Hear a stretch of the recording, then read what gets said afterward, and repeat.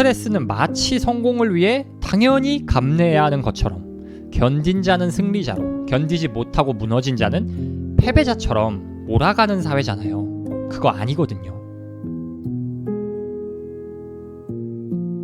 하버드 대학교에서 박사 학위 논문을 준비하고 있는 대학원생이 열심히 논문을 작성하고 있습니다. 논문 마감까지 남은 시간은 3개월. 매일 16시간이 넘게 논문을 쓰고 있던 그녀는 갑자기 키보드에 왈칵 토하고 맙니다. 그녀는 당황했지만 이내 토사물을 닦아내고 다시 논문 쓰기에 열중합니다. 그녀는 항상 이렇게 힘든 일이 있어도 참고 견디며 밀어붙이는 삶을 살아왔습니다. 냉전 시대의 군인 자녀로 태어나 어릴 적 10번 넘게 이사를 다녀야 했고, 알코올 의존자였던 보호자는 때때로 폭력을 휘둘렀으며 어린 시절 지인, 모르는 사람들에게 성적 학대, 스토킹, 폭행, 강간을 당했습니다. 육군 장교로 복무하던 중에는 성희롱을 당했고 이를 신고했으나 되려 사령부에 보복을 당했습니다.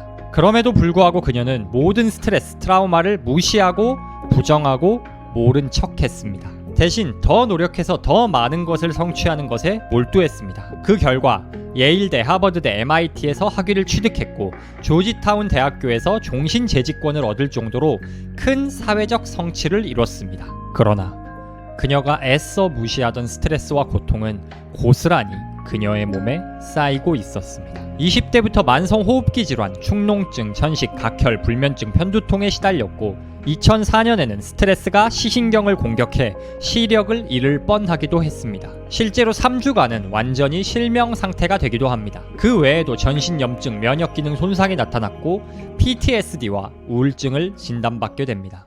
여러분은 그녀의 삶을 어떻게 평가하시겠습니까? 고통을 견디며 큰 성취를 이룬 것은 대단하고 존경스럽지만 그 외 어릴 적 트라우마, 살면서 겪은 스트레스들을 감안하면 최악이라고 말해도 과언이 아닌 것 같습니다. 그럼 지금 그녀는 어떻게 됐을까요? 다행히 최악의 상황을 잘 극복한 것 같습니다. 왜냐하면 이분이 쓴 책이 바로 여기 있는 최악을 극복하는 힘이기 때문입니다. 지금까지 전해드린 이야기는 이 책의 저자인 조지타운 대학교 엘리자베스 스탠리 교수의 이야기입니다. 책에 담긴 이야기는 우리가 살면서 겪는 스트레스와 트라우마의 원인은 무엇이며 이 스트레스와 트라우마를 어떻게 다뤄야 할지입니다. 바쁜 여러분들을 위해 책의 요점, 주제를 먼저 말씀드리겠습니다.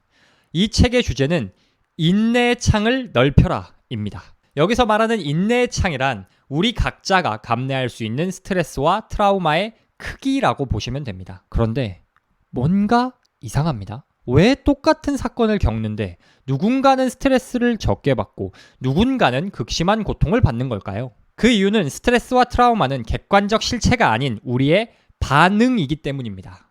책에 있는 내용을 한 구절 읽어드리겠습니다. 스트레스와 트라우마는 해당 사건에 내재된 것이 아니라 심신의 연속선상에 있는 내적 반응이다. 어떤 사람이 위협적이거나 도전적인 사건을 겪으면서 연속선상에 어느 지점에 빠지느냐는 그의 생존뇌가 신경질을 통해 무의식적으로 그 사건을 어떻게 평가하느냐에 달려있다. 여기서 생존뇌라는 표현이 나옵니다. 우리 뇌는 사고뇌와 생존뇌로 나뉩니다. 쉽게 설명하면 사고뇌는 의식, 논리의 영역이고 생존뇌는 무의식, 본능의 영역입니다. 사고뇌는 우리가 어느 정도 컨트롤이 가능하나 생존뇌는 무의식이라는 말이 보여주듯 우리가 통제할 수 없는 영역입니다. 바로 여기서 우리가 같은 일을 겪어도 받는 스트레스의 양이 다른 이유를 알 수 있습니다. 두 사람의 사고뇌는 이거 별일 아니네 라고 똑같이 생각하더라도 각자의 생존뇌가 평가하는 위험의 정도는 다르기 때문에 결론적으로는 다른 반응이 나타나는 것입니다. 그럼 만약 내가 사소한 일에도 큰 스트레스를 느끼는 사람이라면 어떻게 해야 될까요? 난 원래 이런 놈이야 하며 그냥 스트레스를 감당해야 할까요? 아닙니다. 아까 책에서 뭐라 그랬죠? 스트레스와 트라우마는 해당 사건에 내재된 것이 아니라 심신의 연속선상에 있는 내적 반응이다. 이걸 바꿔 생각해보면 스트레스는 반응일 뿐이잖아요. 현실에 일어나는 여러 사건들은 어떻게 할 수가 없습니다. 갑자기 내 가족이 변하지도 않을 거고 경제적, 사회적 어려움이 단기간에 해소되지도 않으니까요. 그렇지만 어떻게 반응할지는 우리가 선택할 수 있습니다. 다만 이 반응을 바꾸는 과정이 쉽지는 않습니다. 책에 있는 내용을 또 읽어드릴게요. 신경가소성은 이렇게 요약된다. 어떤 경험이라도 반복되면 미래에 그것을 다시 하기가 더 쉬워지고 다시 하지 않기는 더 어려워진다. 신경 가소성의 유해한 결과와 유익한 결과 중 어느 쪽으로 접근할지 선택하는 일은 상당 부분 우리에게 달려있다. 신경 가소성이라는 말이 어렵지만 쉽게 말하면 자꾸 반복하는 행동, 생각에 맞춰 뇌 신경 회로가 변한다고 이해하시면 됩니다. 그렇지만 이게 하루아침에 바뀌지는 않습니다. 뇌 회로를 다시 그려야 되는 거예요.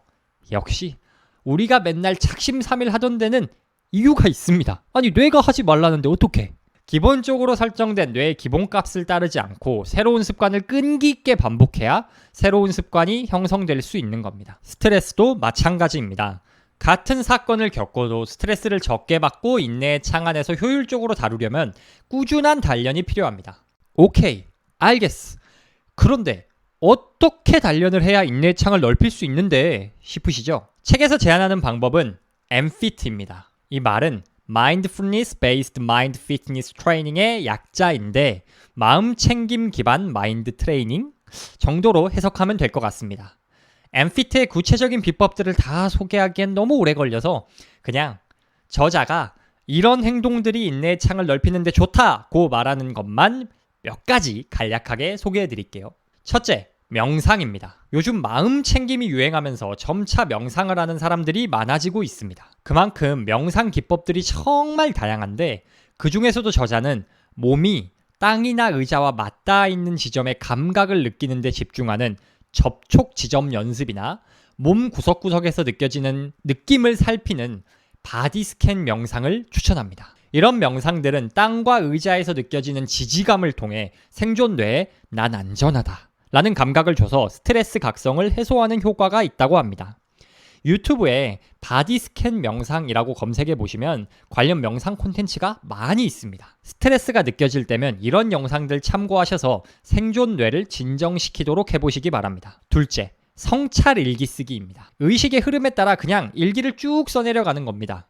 내가 지금 어떤 감정을 느끼고 있는지, 나한테 벌어진 일은 무엇인지 계획 없이 그냥 써내려가는 겁니다. 이렇게 쓰다 보면 점점 자신의 상황과 감정을 객관적으로 바라보게 됩니다. 큰 근심이 있는데 별 생각 없이 막 그것에 대해 써내려가다 보면 내가 걱정하던 거에 비해 이거 별일 아니네 하는 식으로 말이죠. 셋째, 건강관리입니다. 건강관리라고 크게 묶었지만 이 안에는 식습관 개선, 수면, 운동이 포함됩니다. 가능하면 유기농 음식을 먹고 유산균을 섭취해야 됩니다. 이렇게 해야 소화기관 내 세균총인 마이크로바이옴의 균형을 유지할 수 있다고 합니다. 마이크로바이옴이 균형을 유지한 상태에서는 흔히 가족력이라고 말하죠. 유전학적으로 보유하고 있는 질병의 발병률이 크게 떨어진다고 하는데 마이크로바이옴 균형이 깨지면 유전병 발병률이 크게 올라간다고 합니다. 수면 운동에 관해서 저자는 8시간 이상 수면하기를 추천하고 유산소, 근력, 스트레칭 등을 합쳐서 일주일에 4회 이상 45분에서 60분씩 운동을 하라고 합니다. 스트레스 이야기하다가 왜 갑자기 건강 이야기야 하실 수 있지만 몸이 피곤하면 똑같은 일에도 더 짜증이 나고 신경질적인 반응을 보이는 법입니다. 우리의 마음은 몸과 하나니까요. 여기까지 간단하게 최악을 극복하는 힘에 담긴 중요한 내용들을 정말 간단히 요약해봤습니다. 제가 정말이라고 강조하는 이유는 이 책이 700페이지짜리거든요. 주석을 빼도 600페이지인데 이거 제가 접어놓은 것 좀 보세요. 어렵거나 중요한 내용에 밑줄 긋고 그 페이지 접어놓는데 600페이지 중 진짜 200페이지는 접은 것 같습니다. 그만큼 이 책이 정말 양적으로나 질적으로나 만만한 책이 아닙니다. 이 짧은 10분 정도 되는 영상의 모든 내용을 담기에는 제 역량이 부족합니다. 어려운 책이긴 한데 저는 감히 이 책을 꼭 읽어보시라고 추천해드리고 싶어요. 어떤 분들에게 추천하냐? 살면서 스트레스를 한 번이라도 겪어보신 분, 혹시 스트레스 한 번도 안 겪어보신 분 없으시죠? 그러니까 이 책을 모두가 읽어봐야 합니다. 왜냐면 저자만큼은 아니더라도 우리는 모두 어느 정도 참고 견디며 밀어붙여라 라고 말하는 가정, 학교, 사회 속에서 살고 있잖아요. 스트레스는 마치 성공을 위해 당연히 감내해야 하는 것처럼 견딘 자는 승리자로, 견디지 못하고 무너진 자는 패배자처럼 몰아가는 사회잖아요. 그거 아니거든요. 인내의 창의 넓이가 다 다른 것뿐이거든요. 그래서 진짜 저는 이 책을 읽고 저를 이해하게 됐고 주변 사람들을 이해하게 됐고 세상을 조금 더 이해하게 됐어요. 그래서 조금 어렵지만 스스로에게 상처 주고 고통받는 삶에서 벗어나셨으면 좋겠다는 마음으로 이번 컨텐츠를 만들었고, 이 안에 담지 못한 내용이 너무 많아서 꼭 최악을 극복하는 힘을 읽어보시길 추천합니다. 영상이 유익하셨다면 구독, 좋아요, 댓글까지 부탁드리겠습니다. 그럼 다음에는 더 유익한 책 이야기로 찾아오도록 하겠습니다. 감사합니다.